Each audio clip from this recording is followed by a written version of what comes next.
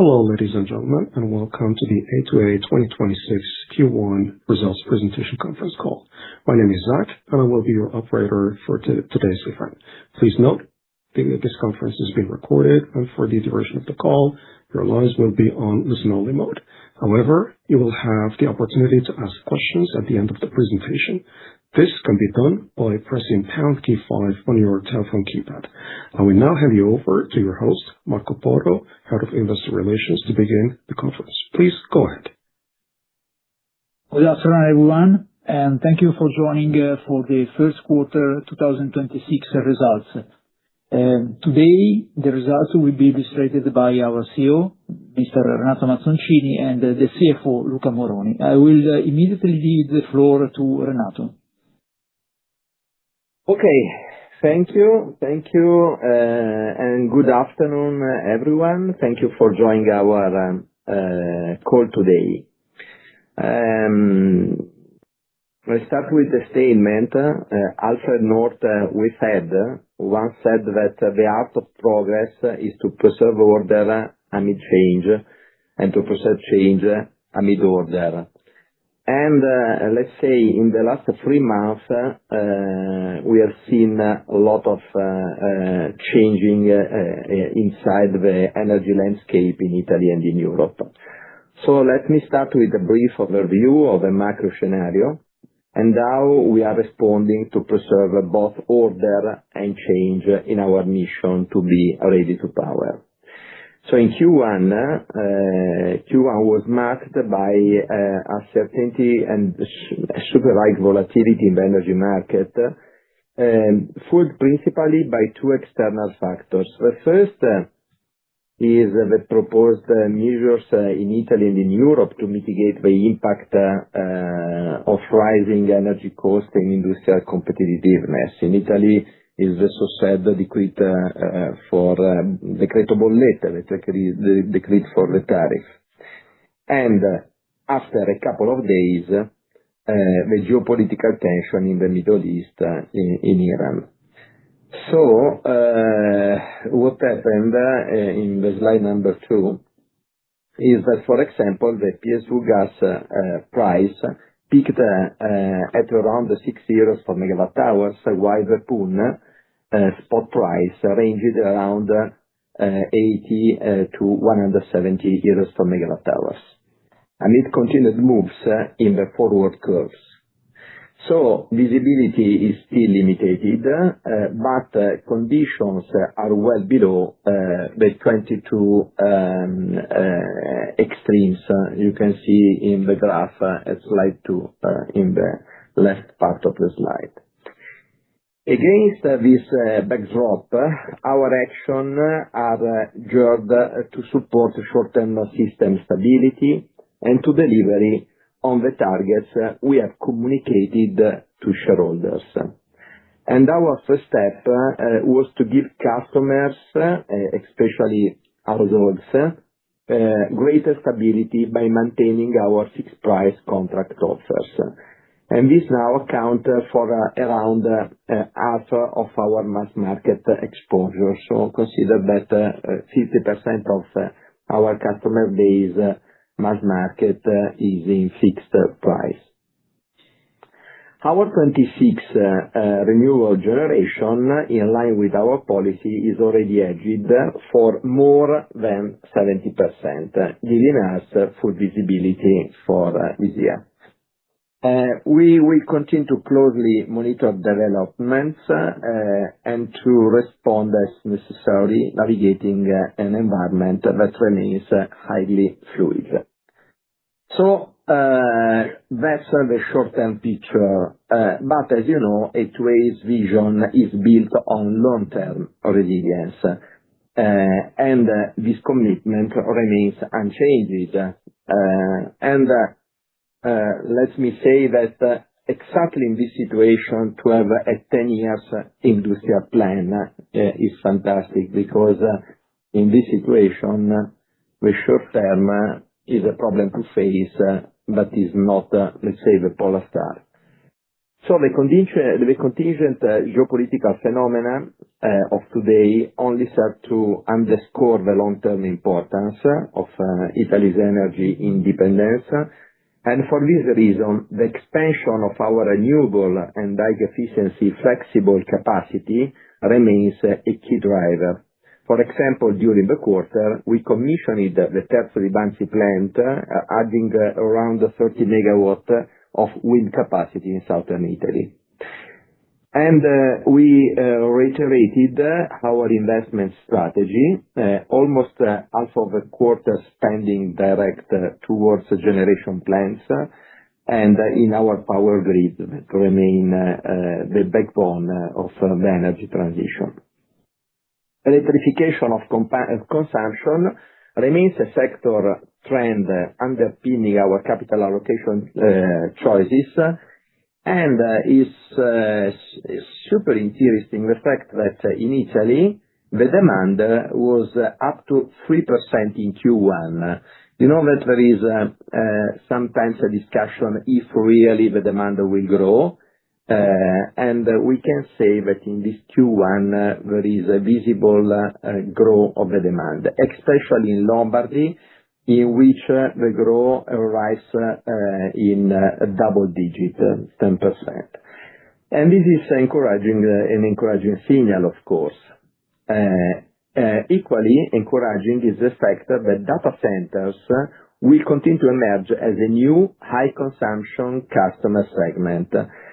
And we see confirmation of this in the fact that the connection request in our electricity distribution network, in particular in the province of Milan, in particular Duereti, that is the company that we bought 2 years ago from Enel, now amount around 330 megawatt. And consider that is medium voltage, let's say not more than 10 megawatt.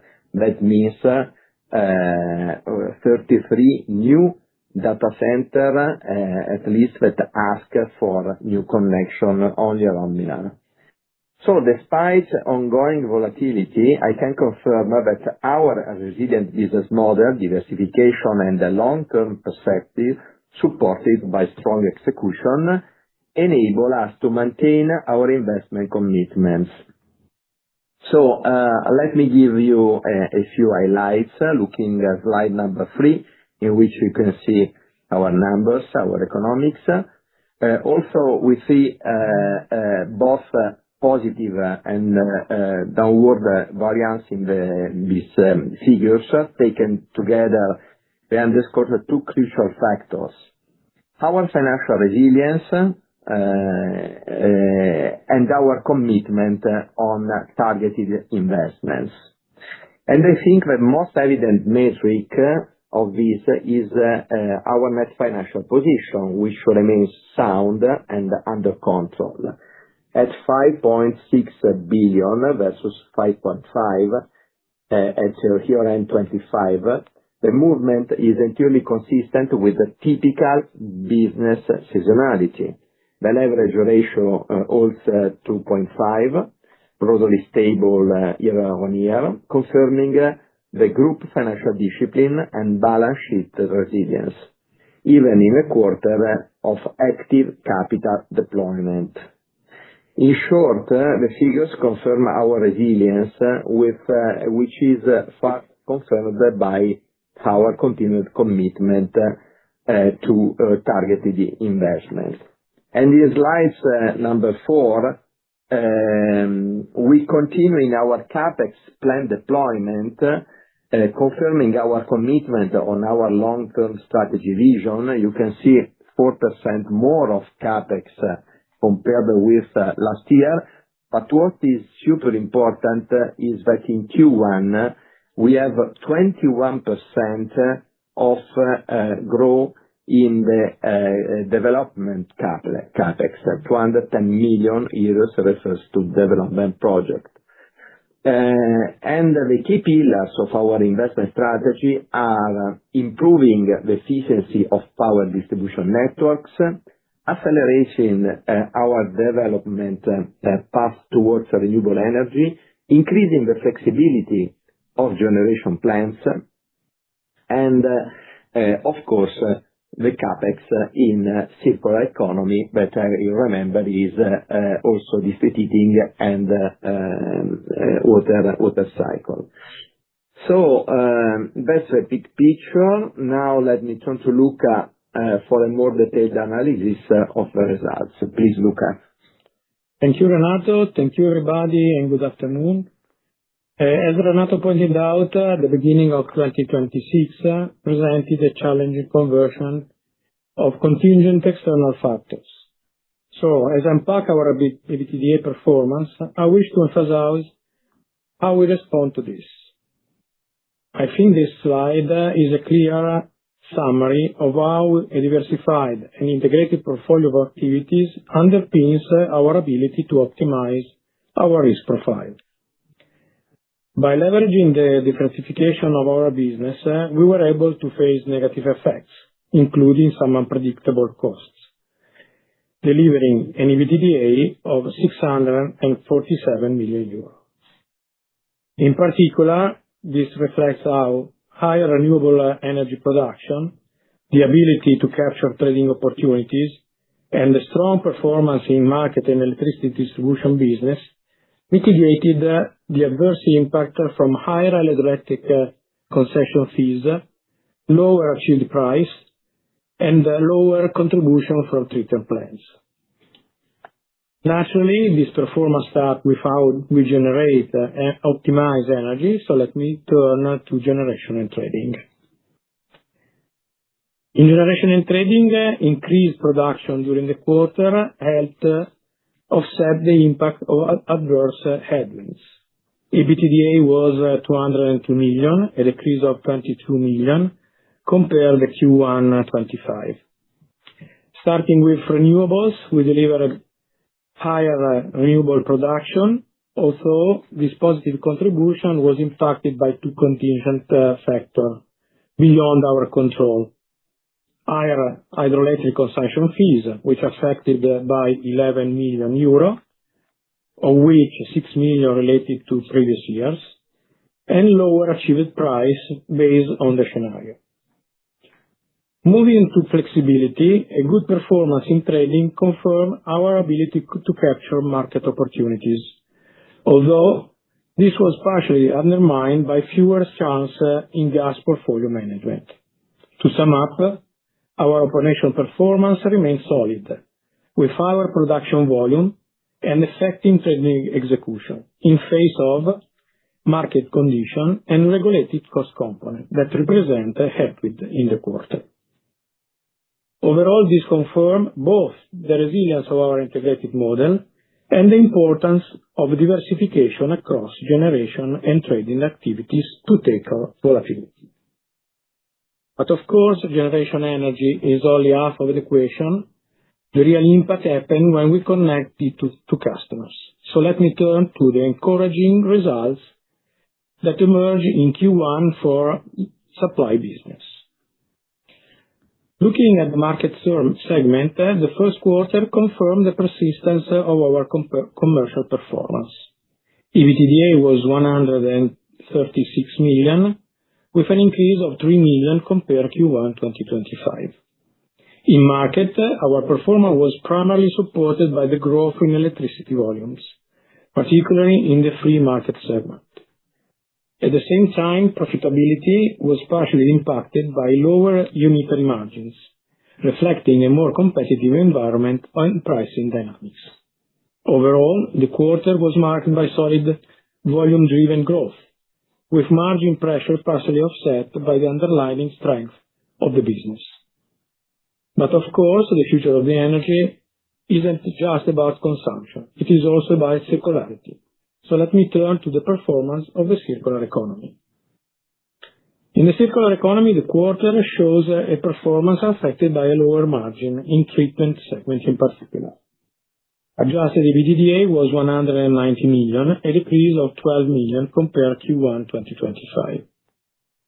The pressure on margin in treatment was mainly due to the new Acerra service contract signed in February 2025, and the lower availability of Verona and Trezzo plant for maintenance activities.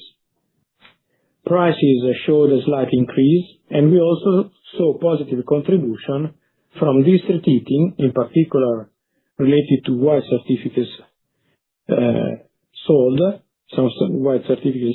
and higher allowed returns from the integrated water cycle. Overall, performance was slightly softer, mainly due to operational and contractual factors in waste to energies, with some support from positive trend in other activities. That said, let me turn to smart infrastructure. In smart infrastructure, the overall performance reflects growth in allowed revenues, partially offset by a change in the gas distribution perimeter, as you remember. The EBITDA on the business unit was 129 million, an increase of 6% on the Q1 25. In electricity network, EBITDA took advantage from higher allowed revenues driven by the new ROS tariff methodology and the continued growth in the RAB driven by CapEx development. In gas network, we saw a negative contribution, mainly due to the perimeter effect following the asset disposal completed in July 2025. Now, give a look at the profit and loss, starting from adjusted EBITDA 647 million. We recorded 250 million of D&A, 12 million plus compared to the same period of 2025. The increase is mainly due to the higher CapEx deployed. Provision and net financial expenses were equal to 25 and 41 million respectively, in line with the same period of 2025. Adjusted taxes amounted to 98 million, a decrease of 10 million compared to 2025, driven by lower taxable base. The tax rate stood at 29.5%, excluding the impact of the IRAP increase introduced by the Energy Decree, accounted for as a special item, as we said already.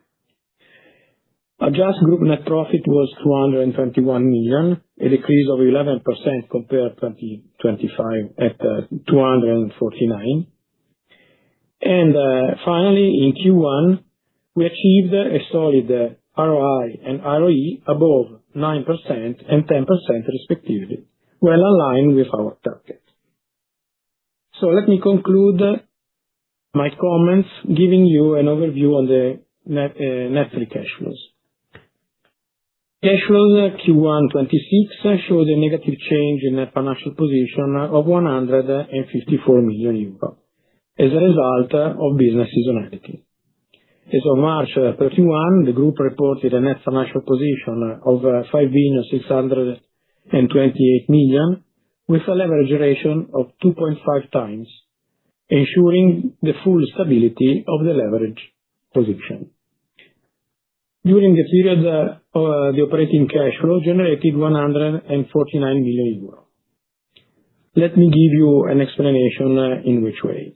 Net working capital variation was minus 460 million, primarily driven by the increase of trade receivable due to the business seasonality and the energy prices increase starting from March 2026, following the escalation of the conflict in Iran.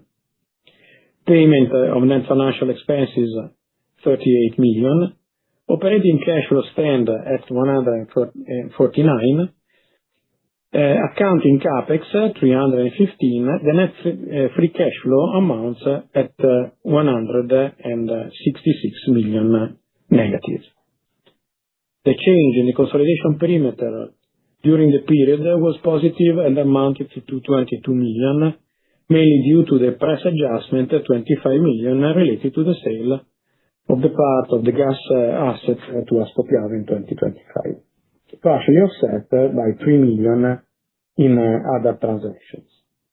Overall, considering 10 million spent on the share buyback, the total change in the net financial position amounts to 154 million euros. So to conclude my comments, our businesses are not separated stories, but rather one integrated system that assure our financial results. Results that show out By leveraging the resilience and diversification of business, we were able to navigate the challenges of geopolitical effects, including the ones that nobody saw coming, and to deliver an EBITDA of 647 million euros.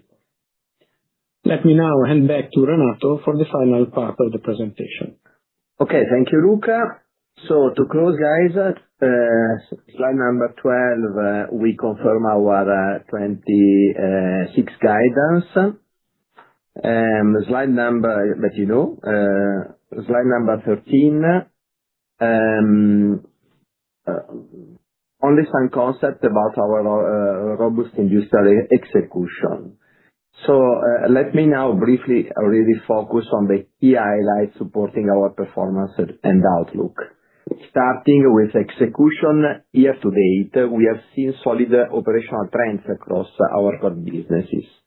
In renewable, hydro production benefited from the geographical diversification across Italy. Is interesting the fact that this year is Calabria, the first class of our hydro production. And more is difficult to have all the plants from the south to the north, northeast, northwest at the same level of production. So to have diversification like A2A in Lombardy, Friuli Venezia Giulia, in Calabria is super nice because it's easier to maintain our target.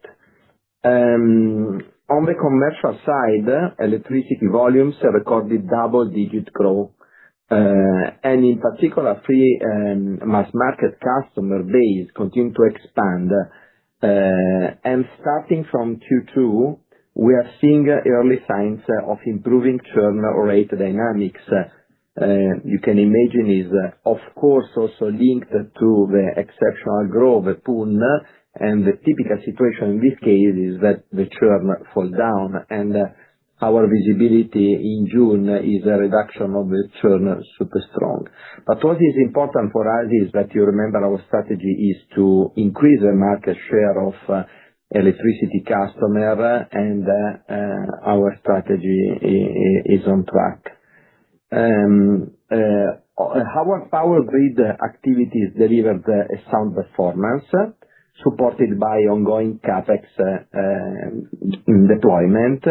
And as I said in our last call, in particular, 2A, the company that we bought from Enel, is working very well in terms of CapEx deployment and also EBITDA. At the same time, we continue to deliver on our strategic projects. In power generation, we are progressing in Monfalcone, the new Class H thermal plant. Corteolona is the newest waste-to-energy plant. A2A remain the only company in the last years that is working to build new waste-to-energy plant. And further renewable development. And we have also identified brownfield sites for our data center platform. In data center, we are working quickly. You remember, we have 3 projects on track, and we are working to be able to start with some site next year. And all suitable for behind the meter connection, enabling so faster grid access and competitive energy cost, as you know. Finally, our electricity distribution business is well on track to reach the 28 RAB target that is high. Overall, this confirms our ability to execute consistently across all businesses, while continuing to invest where it matters most in order to generate a sustainable value. In the last slide, number 14, only to say that let's see the architecture that support our strategy over time. First, a diversified and integrated portfolio of activities, enabling us to optimize our risk profile. You know, all our natural hedging in generation, in collection and treatment, in regulated market, regulated business, and business on the market. Second, exactly the exposure to regulated businesses, providing stability and clearly visibility on cash generation. And third, our discipline in capital allocation to unlock new growth opportunities. So I began today by underpinning our commitment to preserve the delicate balance between order and change, and to do so, our takeaway today is we will continue to invest where it matters most, while maintaining financial resilience and control, turning the mega trend that are reshaping the energy landscape into sustainable result over time, and are reshaping the role of the multi-utility company in this new landscape. Thank you very much, and I'm sure that there is space and interest for Q&A. So the floor is yours. Thanks. Thank you very much. If you wish to ask a question, please dial pound key 5 on your telephone keypad to enter the queue. And the first question comes from the line of Emanuele Oggioni of Kepler Cheuvreux. Please go ahead. Good afternoon, and thank you for the presentation and for taking the question as well. The first one is on the 26 guidance.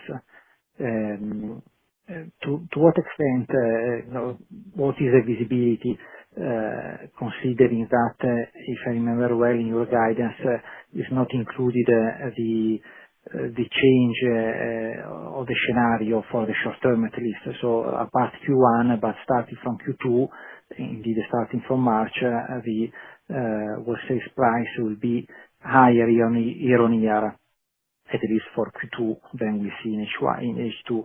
And for this 30% roughly merchant exposure for the expected volume from hydro and waste to energy in 26, we should expect a benefit from this situation, which is not included in the guidance. So my question is about the outlook for the next 3 quarters, with an update of the guidance compared with the updated macro scenario. This is the first question. The second one is still on the generation business and the market design, but in this case more in 27 was we know that the Italian government is under discussion with the European Commission to define a new market design and the coupling of the power price from gas, of the renewables from gas, will be through ETS change or will be through other component of the price of the gas, etc. We'll see, but in any case, is under study. So that is what is your update and your opinion on this situation. And finally, in the market supply, I saw a good resilience in the profitability in spite of a slightly down number in customer, but indeed it was related only to STG and the protected market, not the free market experienced a slight increase. So the commercial policy seemed to be effective in at least in Q1. And so what is the update about the competitive pressure and your commercial strategy in this respect? Also considering that it seems that there are also portfolio, at least according to the Italian press, there are also portfolio of customers to be sold in the market. If you are interested in, thank you. Okay, thank you, Emanuele. Well, on question number 1, I say, we are hedged for 26, so it's clear that, and consider that in this moment our hedge, as I said, is more or less 70%. That means that yes, if The war remain till the end of 26, and I think that all of us hope that in Iran something can change in the next weeks. I don't know, but we have to see. But we can have an upside that is limited due to our hedging. And so this is for the first question. For the second, talking about ETS. Talking about ETS, I can answer using the communication from the Commission about the temporary Iran crisis energy framework 23 of April. Okay? That says that member states can also consider transitory measures to mitigate the impact of high gas prices on electricity generation, but let's say not only limited only to 26, and you consider that the formula linked to the ETS proposed by our government we start from 27, and this is enough to say that is impossible to, okay. But it's also interesting that the EU Commission understood perfectly the risk and says that there are some conditions. The first is that the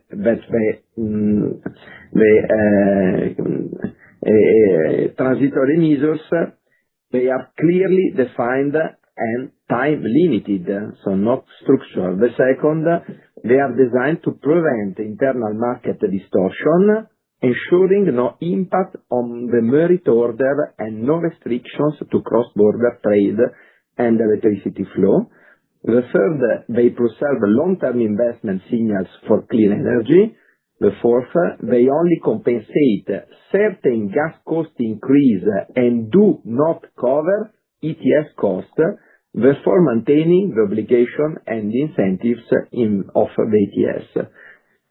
Okay, so without reading more, I can say that we imagine that it is impossible to have structural changes, and also due to the roadmap 26-27. We don't think that the Italian decree can have effect and that can change the position of EU. That is very clear. Also because, frankly speaking, Italy is the only industrial country in which ETS is really a tax, because it's the only country in which 2.9 billion or 3.5 is really used to serve the public debt.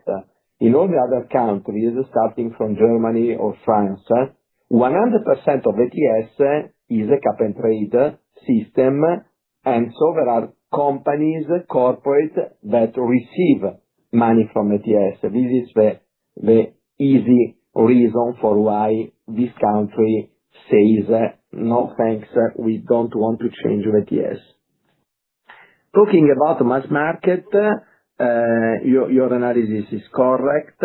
For us in this moment, it's clear that the good news is that we have a 1% of increasing of the free mass market electrical, in a phase in which the churn in the first quarter was high in all the market, and in a situation in which our visibility of the churn in the second half of the year is much, much lower. And so we imagine to be able to reach our budget. That is a budget in which the customer base electricity free market will grow. The pressure, the competitiveness pressure is a reality, and this is the reason for why, since the first industrial plan, every year we imagine to have a reduction of marginality of 3%. No, you remember is a discussion that we did a lot of times. Till now, frankly speaking, a reduction of marginality is not on the table, but in our industrial plan, including 26 and 27, we forecast a reduction, and we see, let's say. In this moment, we are happy to have, in particular, some interesting products. For example, the PPA mass market for our customer. The customer base for PPA's mass market in this moment is more than 100,000, so 110, 120,000. But to understand how is important, in this moment, the total energy sold in PPA mass market is slightly higher than the PPA B2B. So is a proof that working in the customer base, also out of the box with instruments like PPA's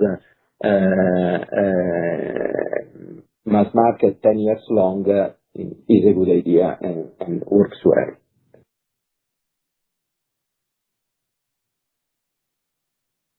Thank you. Just a follow-up on the first question. The first question was not only on generation and achieved power price compared with the embedded in the guidance, but also the other moving parts in H2 or for Q2 onward, compared with the expectation of the business of November when you provided the guidance for the first time. Thank you.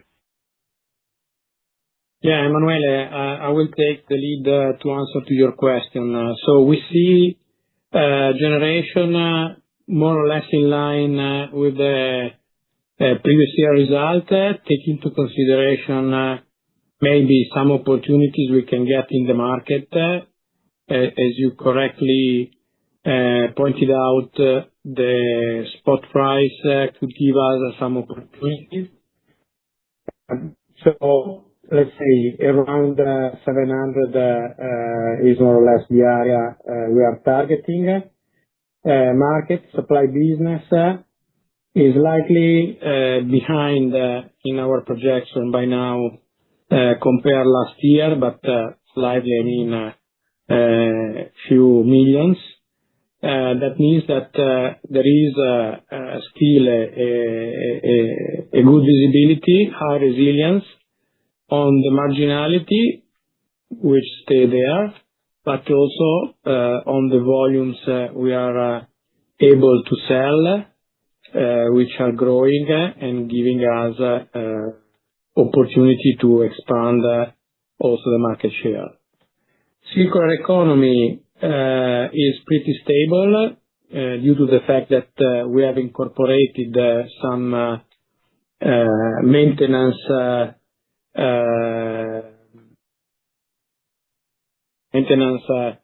works already in the first quarter.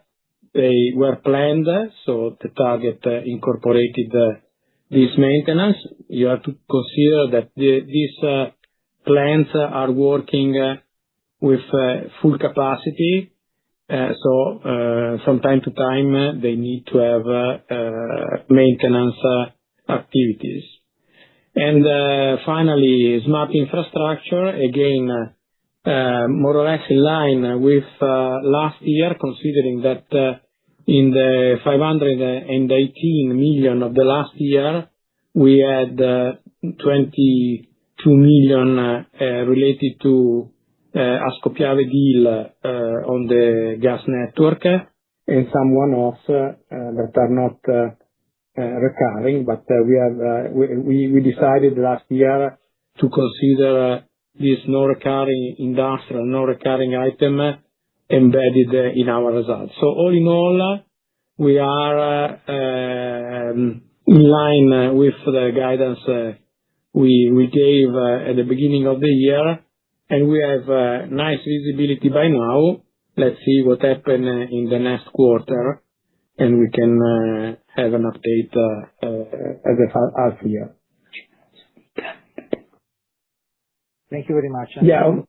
Maybe just to give you also a flavor on the fees asked by the region Lombardy. We have an impact in the area of 40 million-50 million.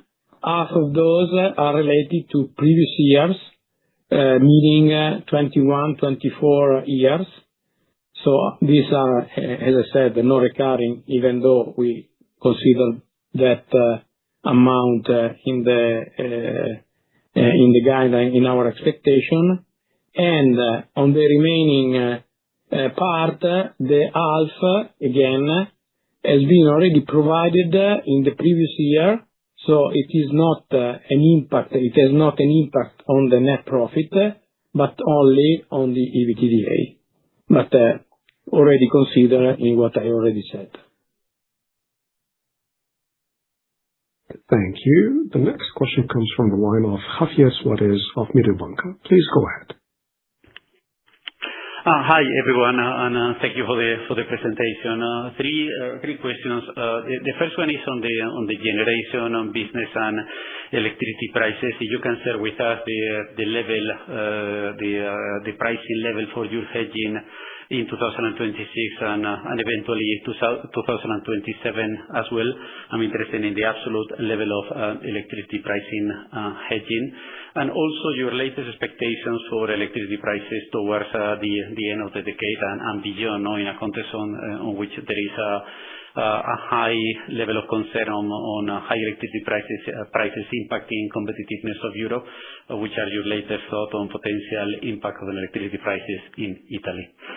That would be the first question. The second question is on the comment that you make on electricity demand increase during the first quarter. That is quite remarkable. So if you can help us to understand in your area, in your region, in the regions in which you operate, which are the key dynamics that are underpinning this increase in electricity demand, and maybe splitting that increase in electricity demand by the different segments. And in this context, when the company thinks that will be able to update the market with latest update on potential development of new data centers in northern Italy. And the final question is more of a general one. There has been press articles mentioning the potential interest of the company in an M&A activity, being involved in M&A activity without entering in names and second names. Just as a general concept, the question for you is which would be the entities of a potential M&A target that could the company management press the button on that deal? Thank you.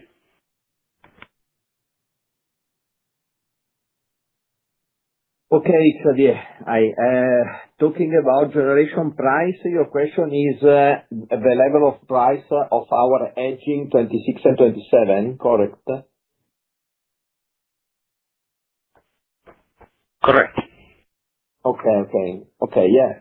For 26, in this moment, we have, as I said, 70%, 72%, and the level is 111. So is absolutely nice, slightly higher than our budget. And talking about 27 is around 60%, and is a little bit higher than 100. So also in this case, we are in a phase in which we are online with our industrial plan.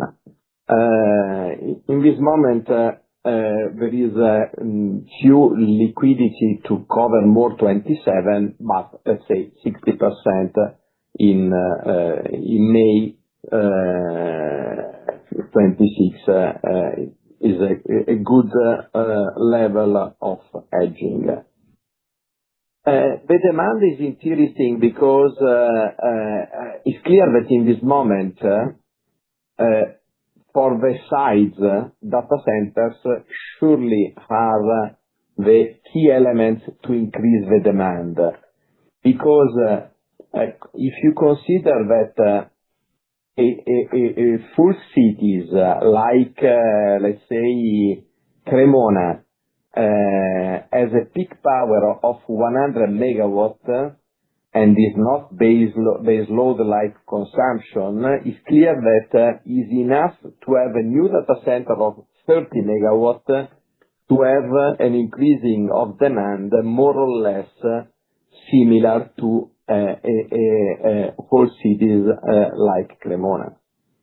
So in this moment, what is happening is that the data centers are growing. There are new data centers, not really super big till now in Lombardy, but are growing.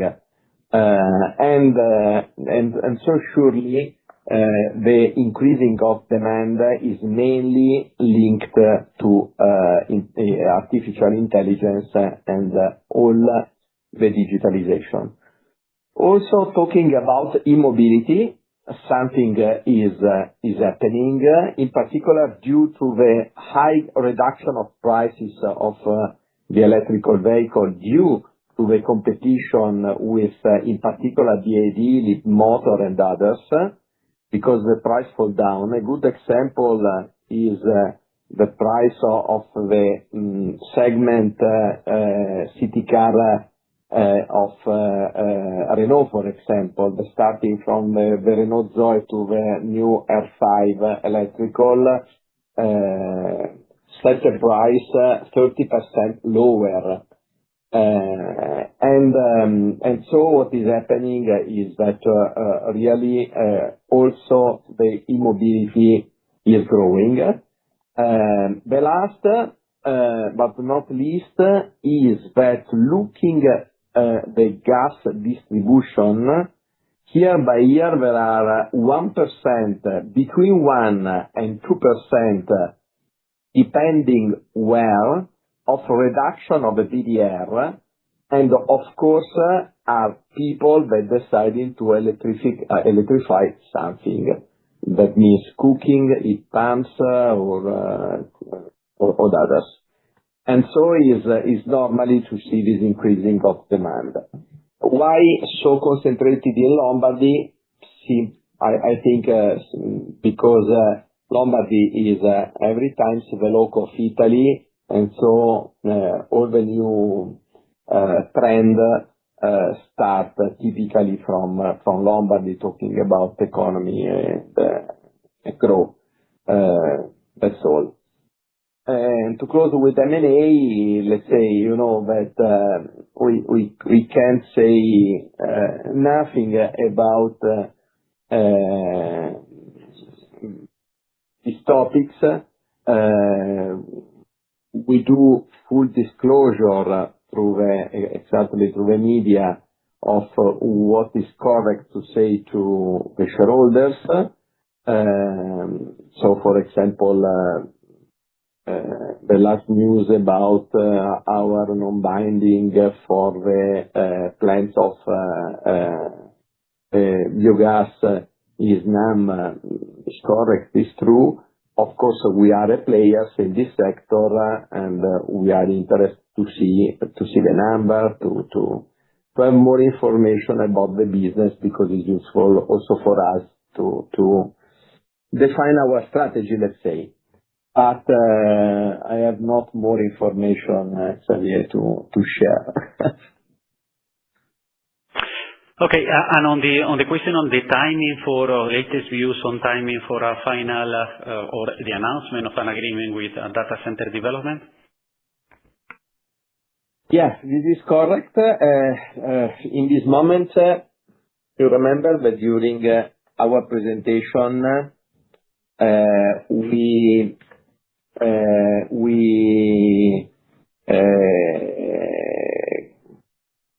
put on the slide 3 projects. In this moment, we can say that one project is in Brescia, one project is in Cassano d'Adda, so near our super big thermal plant, and the third is under definition. So is ongoing, let's say. We are working for authorization, of course, but consider that it's also interesting that both the national law and the regional law put some conditions to have acceleration in the authorization, and the conditions are or easy for us to face because it's a greenfield, brownfield and not greenfield, is to reduce the impact on the power grid, so perfect behind the meter connection with the district heating, and we are the sole operator able to do this, and with a good mix of renewable and a mix of decarbonized electricity and water cycle efficiency. And the reason why A2A is a good player in data center is exactly because we are able to move all these parts and so to move quickly in the authorization, because we are exactly full committed in these elements. So we are working for authorization, and our goal can be to start the first plant, the construction of the first plant next year, to be able to see the first EBITDA at the end of 28. Interesting. Many thanks.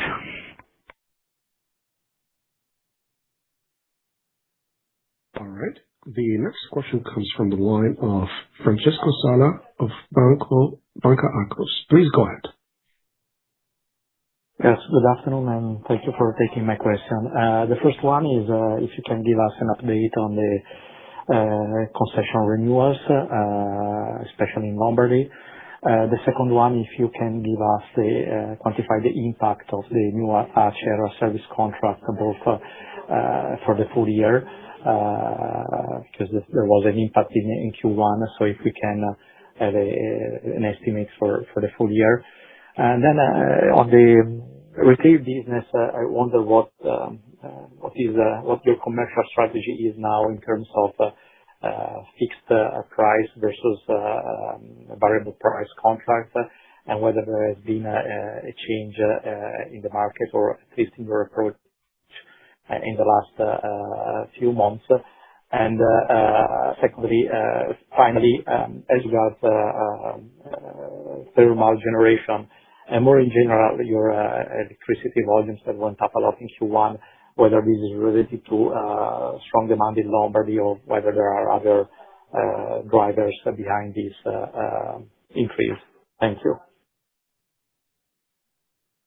Okay. For the hydro concession, the situation is more or less the same that So we are waiting to open the discussion for the first way, the Lombardy model, let's say. And frankly speaking, I imagine that it's much easier to open the discussion in the second part of this year after the closing of the PNRR. You can understand that without the vincula from the PNRR is much easier. Also because, frankly speaking, every time we say that the fourth way is a way to accelerate the CapEx, and so it's completely online with the target of the PNRR, because the fact that the hydro concession was introduced in the competition law was, in the original idea, a way to accelerate the CapEx.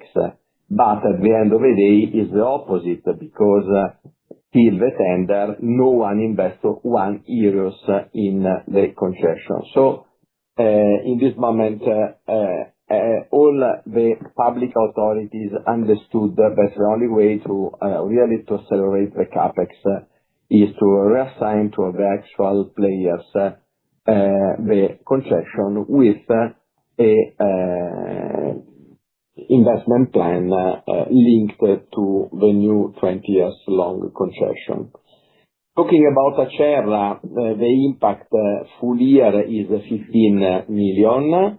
Consider, guys, that Acerra is the only plant not owned by A2A. So we are talking about a plant in which the return on investment is super high, probably the higher in the group, simply because there are no CapEx allocation from A2A. And talking about our strategy, in this moment, surely for our customer is interesting the fixed price, because, as you know, the calendar 27 maintain still a good price for energy. And so when you sign, for example, a 2 years contract, the price is the average between all the quarter till now, from now till 28, and so the price is interesting and of course stable. This is the reason for why 50% of our customers ask for fixed price. But our strategy is really to push more as possible the 10 years contract, and exactly yesterday we signed the first PPA for small business. That is interesting because in this moment we have a PPA for corporate, for large business, steel producer and so on. We had the product for mass market, but we haven't the product for small business. And this is the reason for why we decided to build a PPA also for small business. And exactly yesterday started this new product, and immediately we signed the first contract. Is really important in my idea, because for small business it's very difficult to deal with us PPA profile and so on, and so they need exactly like mass market standard products. And the idea to give the opportunity also to small business to understand that with renewable you can fix the price for a really long term, in my opinion, is the real change of paradigm of renewable. And so it's very important that every categories of customers can have the possibility to sign a contract linked to renewable for long term. And we are doing, and I think that we are the only company that is working in this strategy.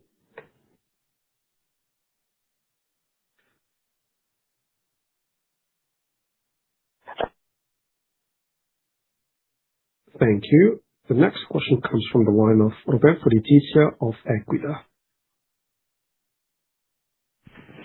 Yes, thanks. I only have one remaining question, which is still on the retail commercial approach. Just wondering if you can share with us how much of the current fixed sales price are expiring within the end of the year, for which you will go into price negotiation. And if you can tell us what kind of approach will you prefer now? So will you be more aggressive on the price, even because you can, by serving those contracts through renewable, trying, as you said, push the PPA at very low price from a higher starting point, because prices in the next 6 months will be high, so maybe you will have a chance to be aggressive, not decreasing the offer price that much, in order to bring quote market share and then build up on the strategy of the long-term contract. So can you elaborate a bit how much this is a window of opportunity by having the pool price that is pushed by the end of the year with a mix of expiring fixed contract that can be renewed at those conditions? Thanks a lot.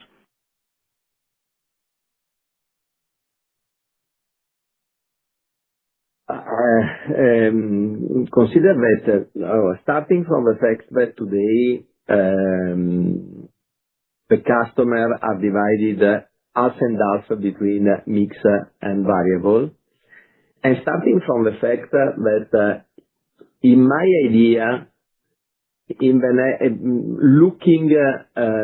in 2030, let's say, I imagine a world with a lot of PPA mass market, so fixed price, but not 2 years, but longer linked to renewable, and the rest variable.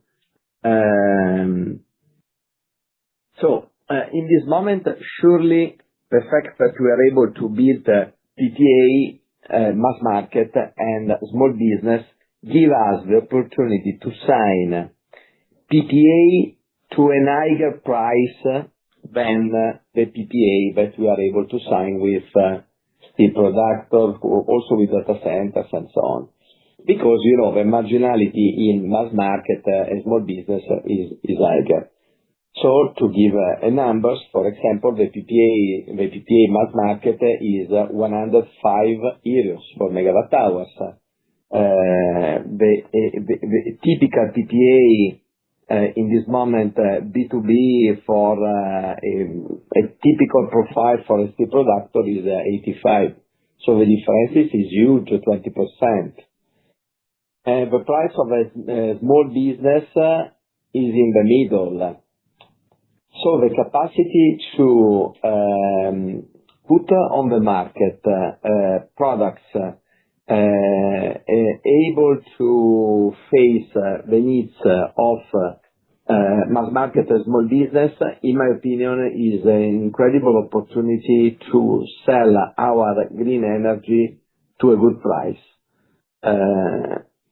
Remaining on the 1 year or 2 years fixed price, A2A, is surely not the company with the lowest price, because our strategy remain to give a good services, and we are recognized like a company both for mass market than for B2B, able to give value in our ancillary services, starting from the fact that there is someone that is able to respond clearly to our call center when you have a problem. So our strategy is this one, and seems to work well, because if you look exactly the free market, the fact that in this quarter, with the huge churn that we saw, and with the result also looking our traditional competitors, I am absolutely happy to see our numbers.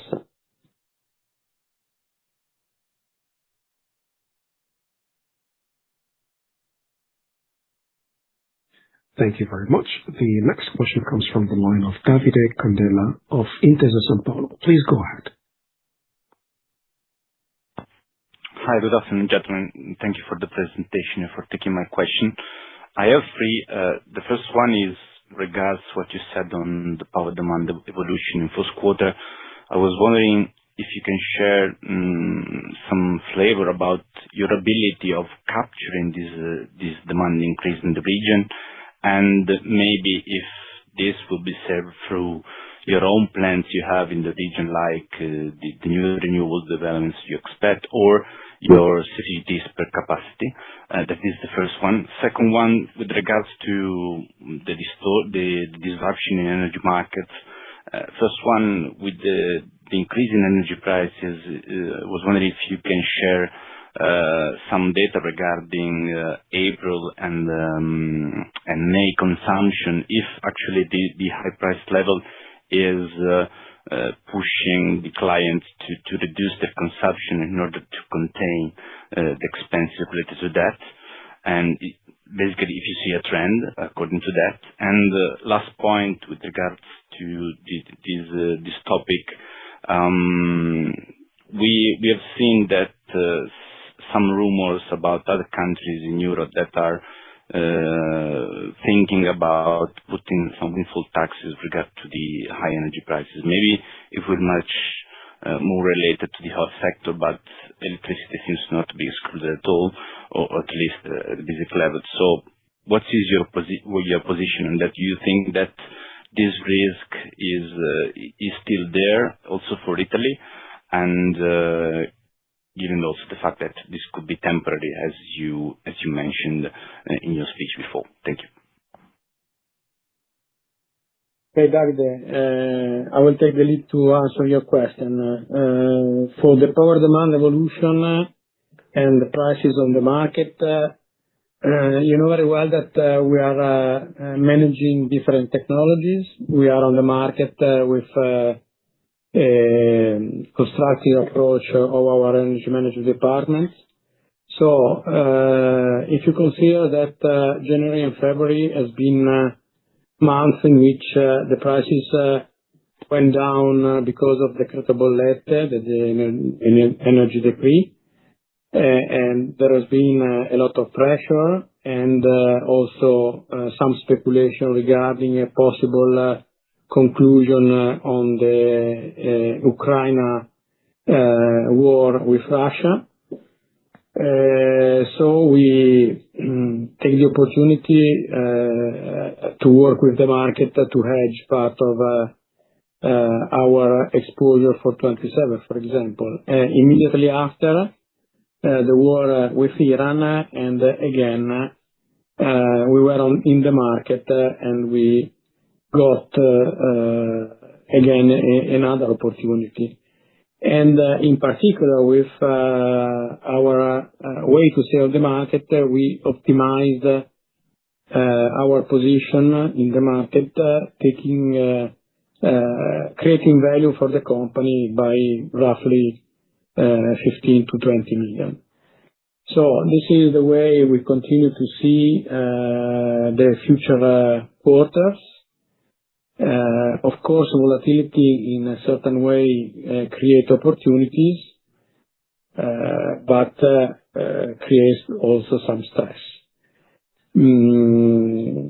What the visibility on the April and mid-May was quite good for the production levels in terms of quantities, like it has been in the first quarter, with good prices, but we need to take into consideration the hedging share we have available, so to offset some peak with the hedging average. Regarding the windfall taxes, well, let me say, apart from having 2 percentage point increase on Europe, I hope that this is the end of the story. Nevertheless, we will see and we will follow closely what happen also in Europe, but we don't see and we haven't heard any rumors for a potential new tax or cap for the energy prices. Also take into consideration the fact that we are not in the same situation of 2022. Yeah, also because the discussion on the Decreto Bollette was super tough, and the result was a couple of points of Europe for a couple of years.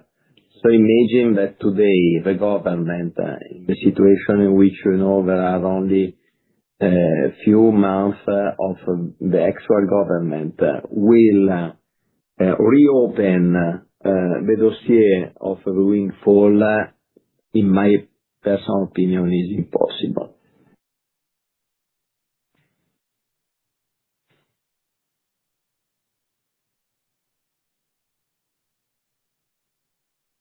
And we do have a follow-up question from the line of Emanuele Oggioni of Kepler Cheuvreux. Please go ahead. Thank you. Just a quick question about the electricity networks. I saw that in Q1, the electricity network benefited from higher allowed revenue from the ROS mechanism. The question is to what extent that is already included in the guidance, and what will be the benefit for the full year? Thank you. Yeah, it has been included in the guidance. In our target, it comes from part of the new regulation considering the fast money, and it is related to the fact that we are deploying CapEx maybe to a higher extent, also considering the fact that, as Renato said in the presentation, we are able to move CapEx in the electrification of the grid. Whenever it is the case, there is the chance because other business maybe are behind the target. So we have this kind of flexibility, and it is a very positive aspect of the regulation because give us some flexibility. Thank you. Thank you. At this point, there are no more questions. I will hand it over back to the speakers for any closing remarks. Thank you, everyone, for taking your attention to our results. If you need any follow-up, please contact the IR department, and we will be available shortly. Thank you. Bye. Bye-bye. Bye-bye.